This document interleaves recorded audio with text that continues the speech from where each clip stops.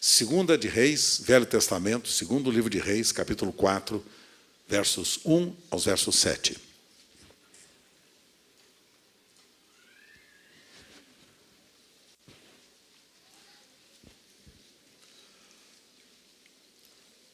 Leia a revista essa semana, leia com atenção.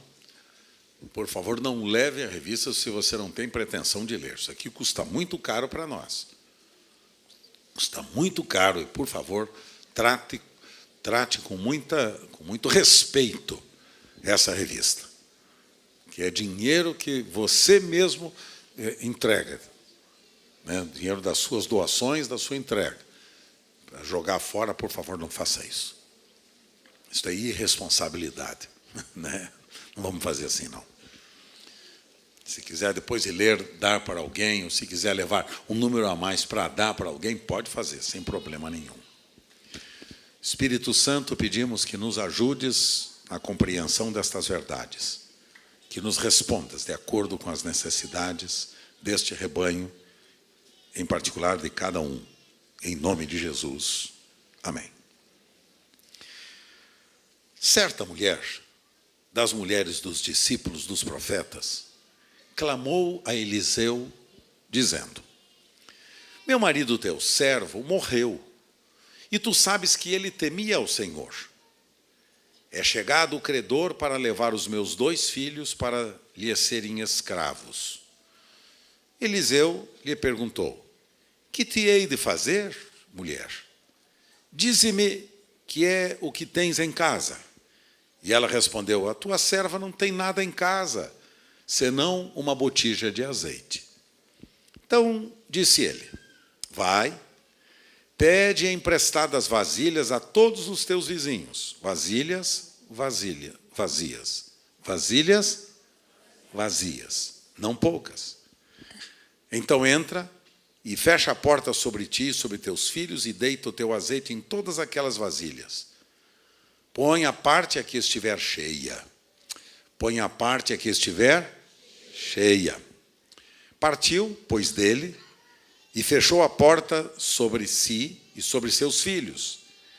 Esses lhe chegavam as vasilhas, e ela as enchia. Cheias as vasilhas, disse ela a um de seus filhos: chega-me aqui mais uma vasilha. Mas ele respondeu: não há mais vasilha nenhuma.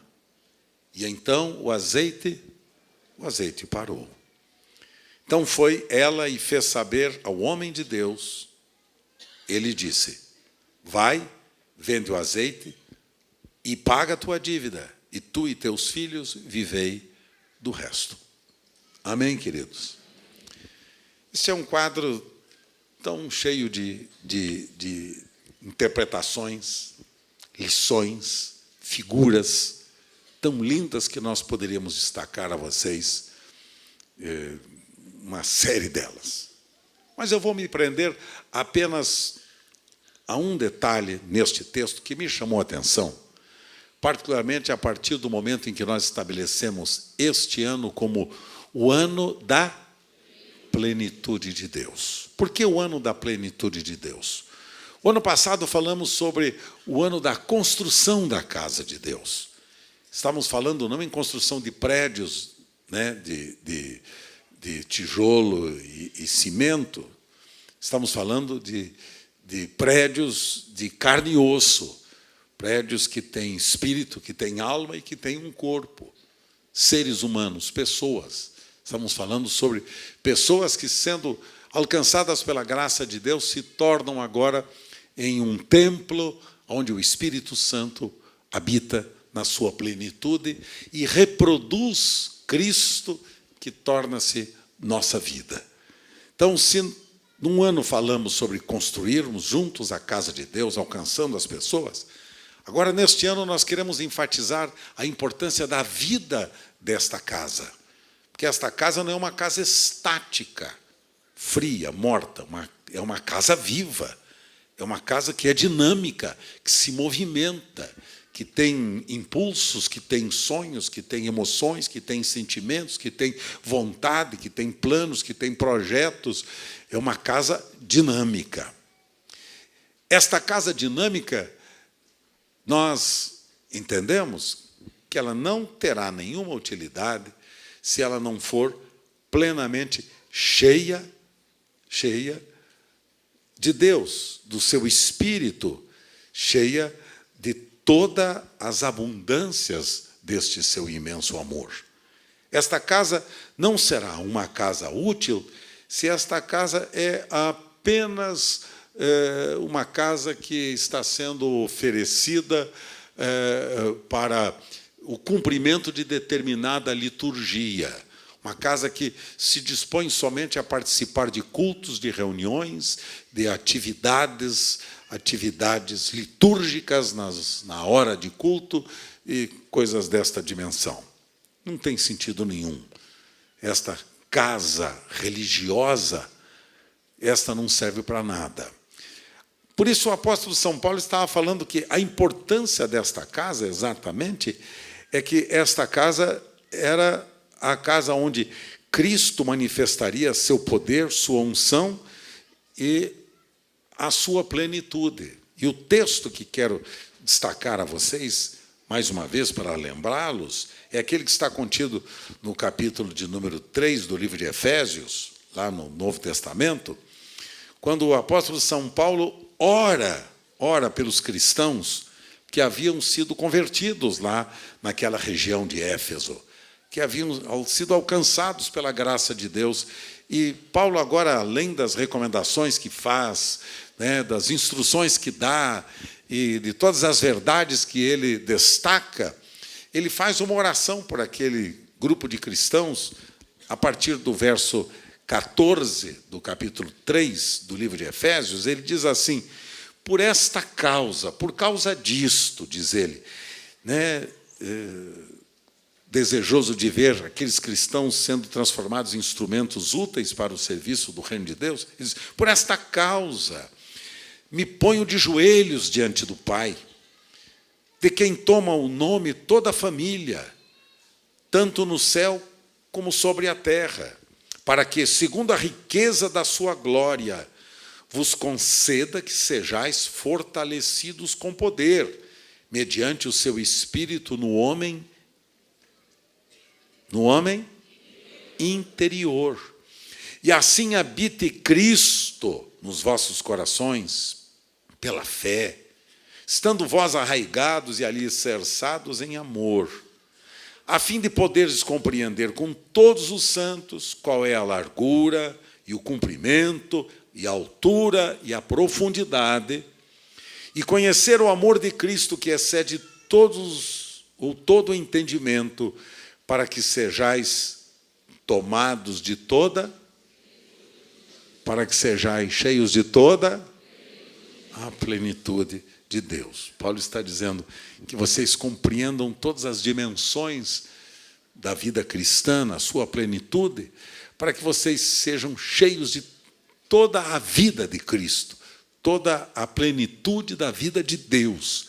Que vocês sejam cheios da vida de Cristo, a plenitude de Deus.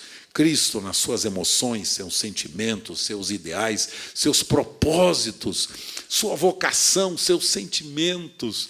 Porque há uma diferença entre eu apenas ser religioso e há uma diferença em eu ser um cristão vivendo na plenitude de Deus. São duas coisas diferentes. Como religioso, eu apenas guardo os símbolos da minha fé. Como um cristão genuíno, nascido de Deus, Cristo é a minha vida, que se manifesta e que se expressa através de mim, em todas as dimensões da vida, no caráter, nos sentimentos, nas atitudes, na vocação, na construção da família, na construção da sociedade ao nosso redor, na construção da empresa, do trabalho, dos negócios, da sua profissão, em todas as dimensões. Então, Cristo não é só o nome do nosso Salvador e Senhor. Cristo é a nossa vida, é o que o apóstolo São Paulo passa a dizer, não só no livro aos Efésios, nesta carta, mas aos Filipenses de igual forma. Ele exalta e destaca exatamente esta verdade, a importância de Cristo ser a nossa vida. Então, quando nós estamos pensando exatamente sobre a questão do tema deste ano, que trata da plenitude de Deus, meu coração voltou-se a este texto do Velho Testamento, quando mostra aqui uma grande necessidade que vivia naquela época o povo de Israel. Era uma grande necessidade. Aquela mulher agora estava vivendo um dos momentos mais difíceis da sua vida, e o verso 1 do capítulo 4, 2 de Reis, diz que ela queixa-se agora a Eliseu que o marido havia morrido. E este marido dela temia a Deus, era alguém que levava Deus a sério. Mas era um homem que havia deixado uma dívida enorme. Ela diz assim, que é chegado agora o credor para levar os meus 2 filhos para serem escravos. Ele havia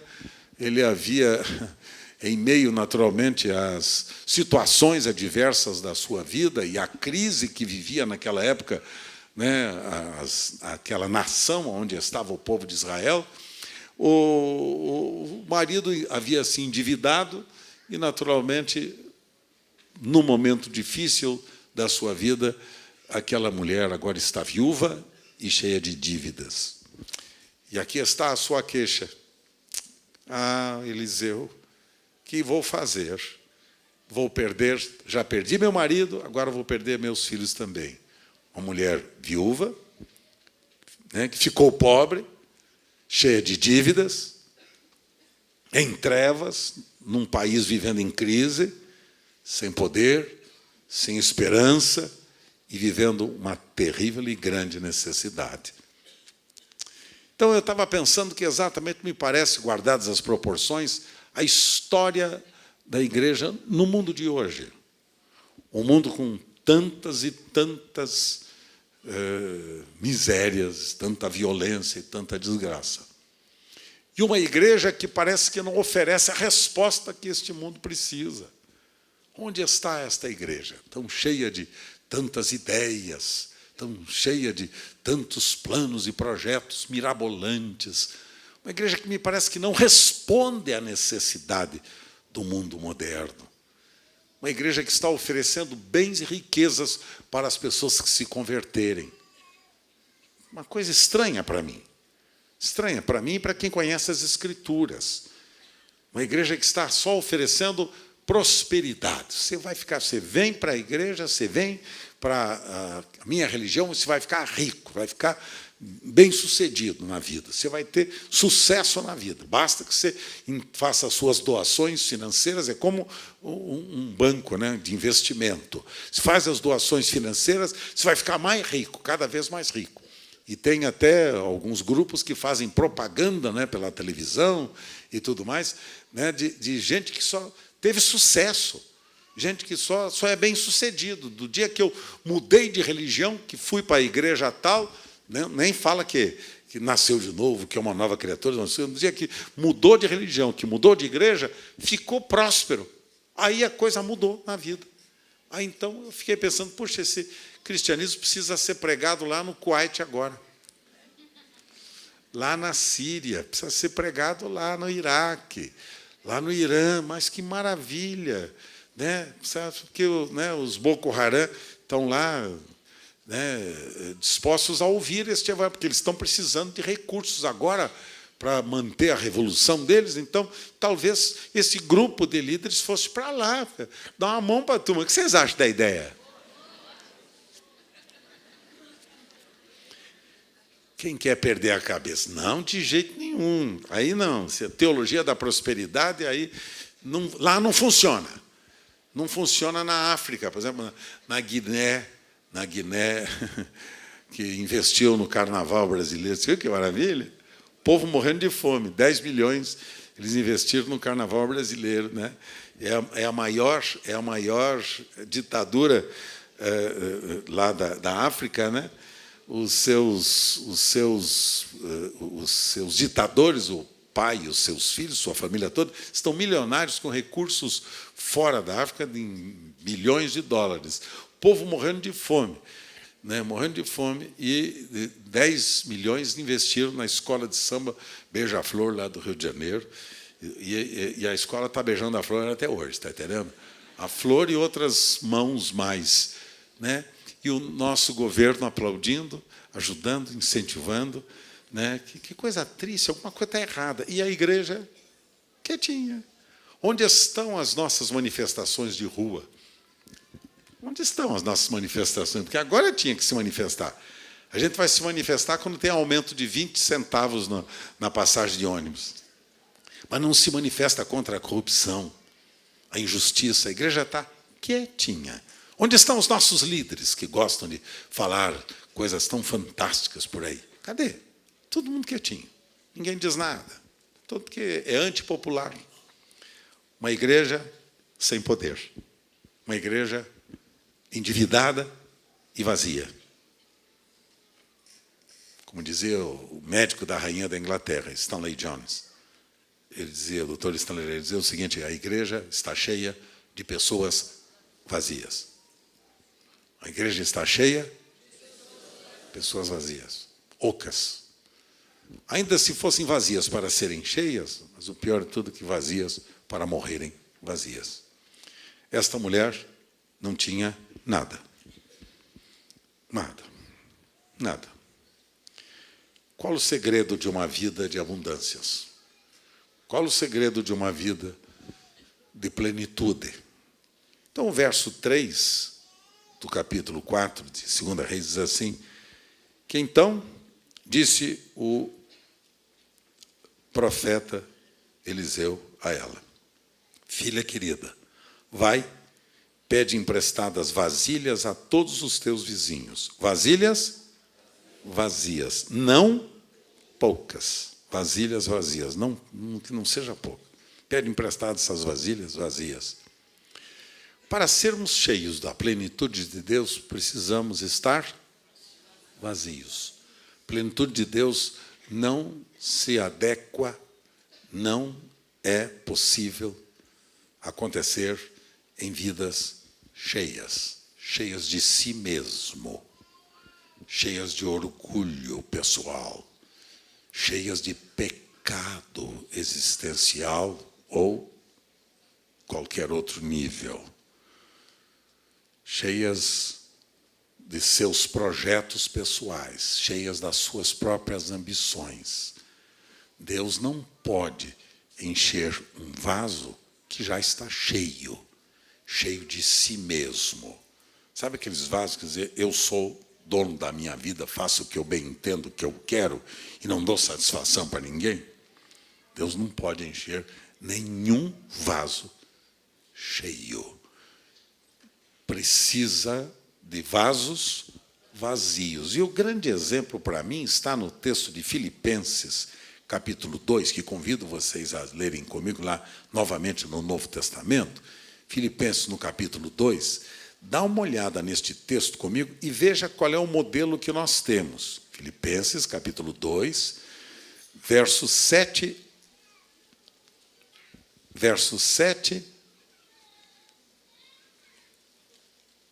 ao verso 9. Mas dá uma olhadinha no verso 5, que não vai fazer mal nenhum. Tende em vós o mesmo sentimento que houve também em Cristo Jesus, pois ele, subsistindo em forma de Deus, não julgou como usurpação ser igual a Deus. Antes, a si mesmo se esvaziou. A si mesmo. Então, é uma decisão nossa pessoal. A si mesmo se esvaziou, assumindo a forma de servo, tornando-se em semelhança de homens e reconhecido em figura humana. A si mesmo se humilhou, tornando-se obediente até morte e morte de cruz, pelo que também Deus o exaltou sobremaneira e lhe deu um nome que está acima de todo o nome. O que me chamou a atenção foi já exatamente essas duas vezes que a Escritura fala: a si mesmo se esvaziou, a si mesmo se humilhou. É uma atitude pessoal nossa. Quando eu tomo consciência que há determinados valores na minha vida que estão impedindo a plenitude de Deus, eu preciso tomar uma decisão. A si mesmo. Este foi o caminho que Jesus tomou. Para que ele fosse fiel ao propósito que o Pai tinha em relação à sua vida, Jesus tomou uma decisão. Qual foi? A si mesmo se esvaziar. Quer dizer, é a atitude minha voluntária, pessoal, nesta manhã. Há coisas na sua vida que precisam ser abandonadas? Para a gente refletir, pensar um pouquinho só. Não vai fazer mal. Há coisas na sua vida que estão impedindo a plenitude de Deus? Um sentimento de ira, um pecado encoberto, não confessado, rancor, ressentimento contra alguém, falta de perdão. Você não consegue perdoar o marido infiel, a esposa infiel, os filhos, os pais. Você não consegue perdoar o patrão, a empregada, o professor na escola, o colega de trabalho, os irmãos na comunidade, alguém que lhe ofendeu. Você não consegue tirar isto do seu coração e da sua mente? Há uma raiz de amargura no seu coração que você não consegue tirar, abandonar? A si mesmo se esvaziou. A si mesmo se humilhou. O exemplo de Jesus é este. Ele resolveu, por iniciativa própria, tomar a iniciativa de esvaziar-se de si mesmo.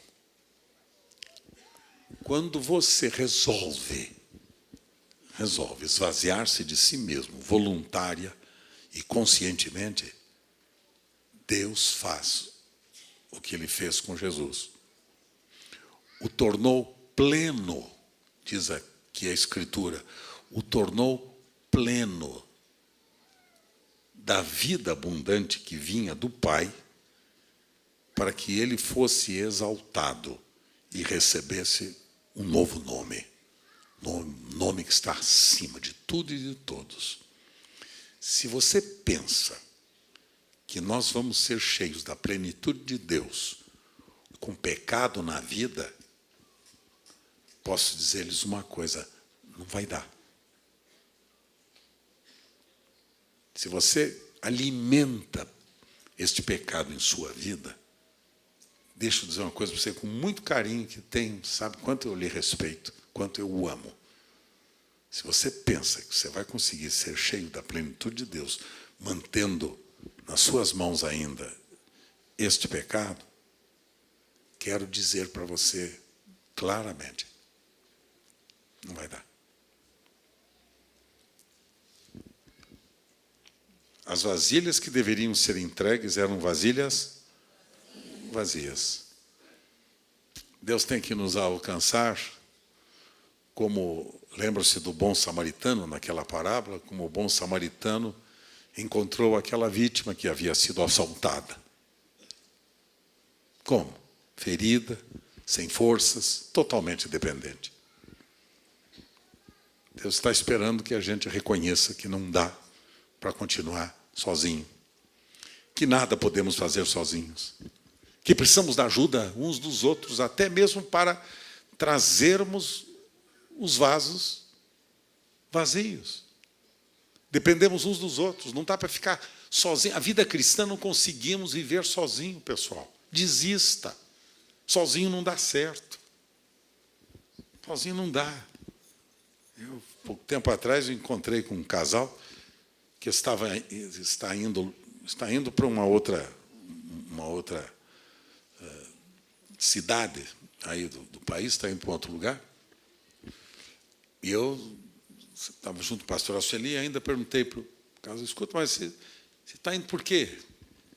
Qual é o seu projeto lá, onde você vai?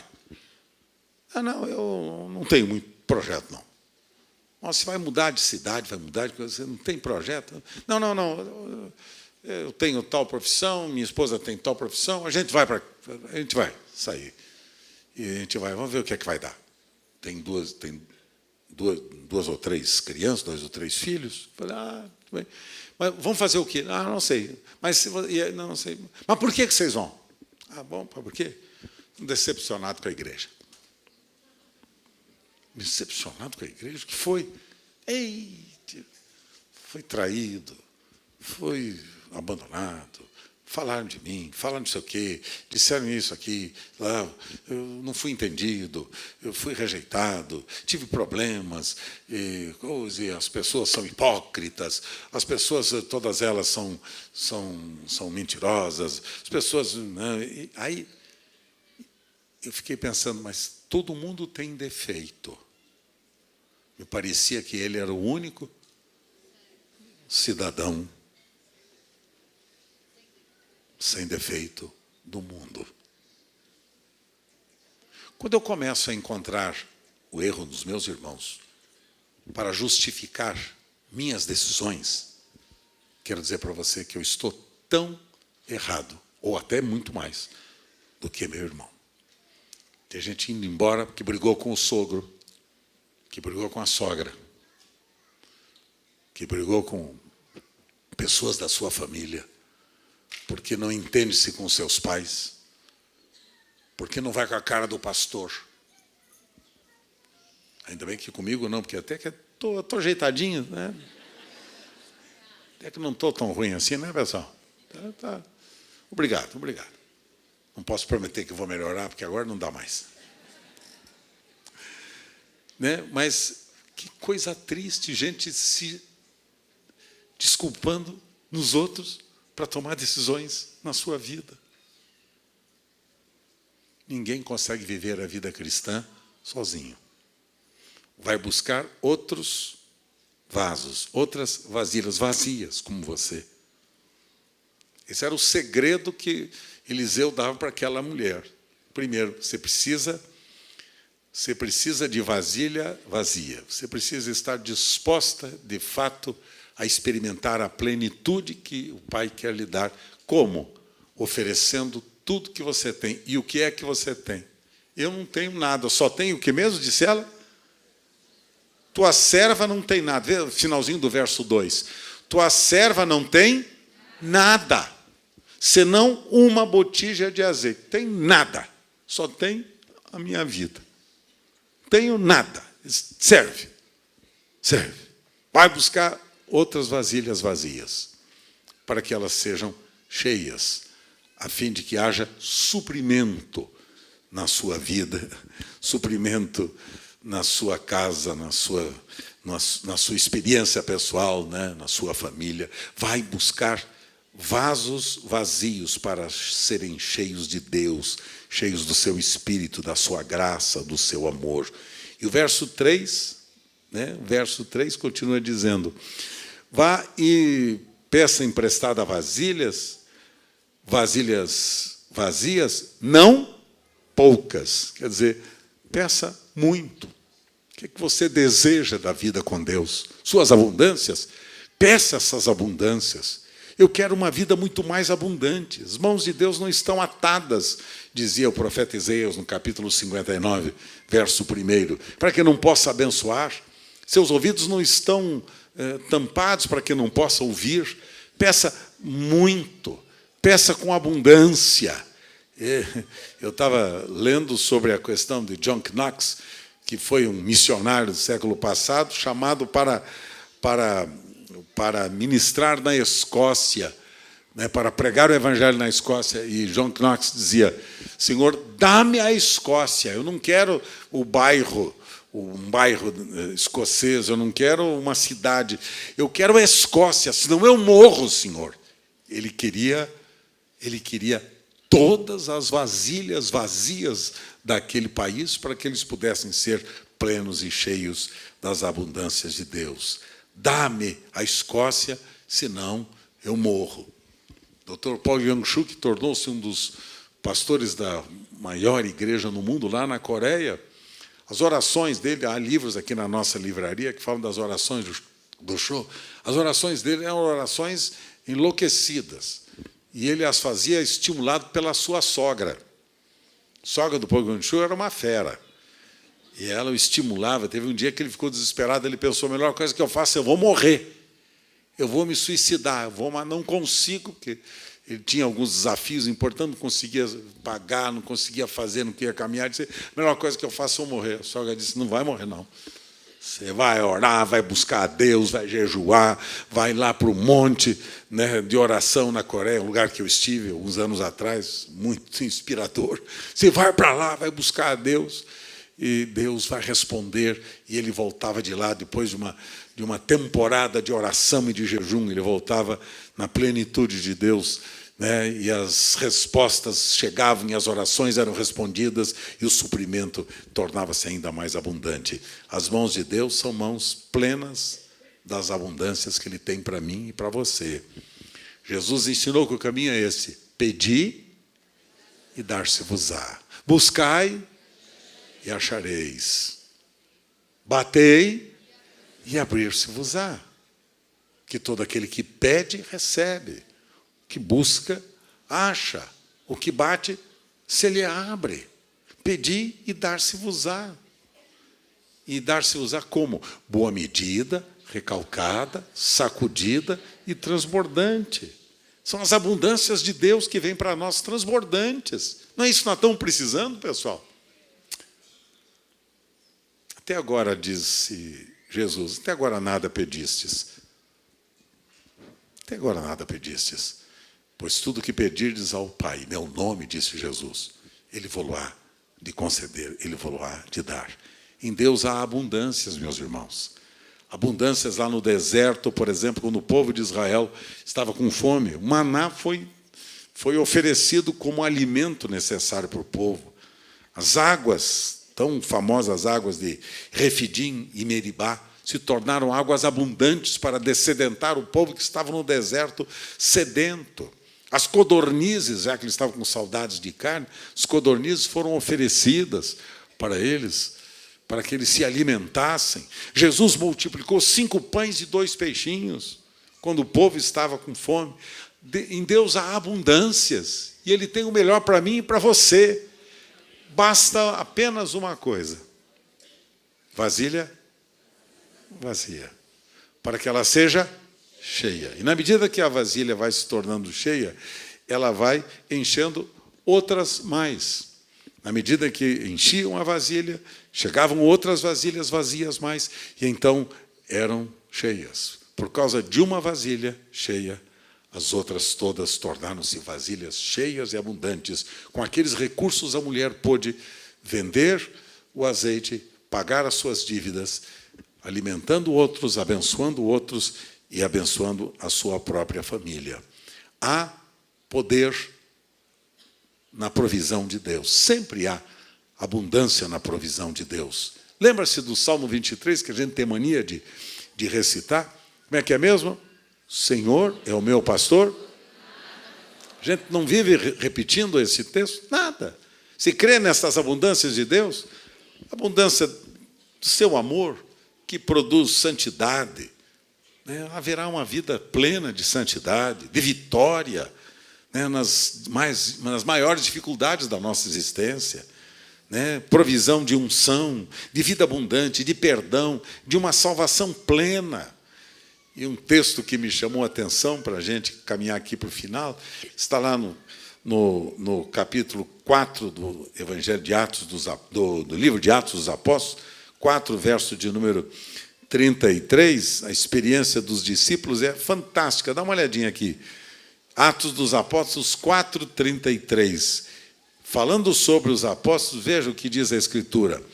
Com grande poder, os apóstolos davam testemunho da ressurreição do Senhor Jesus.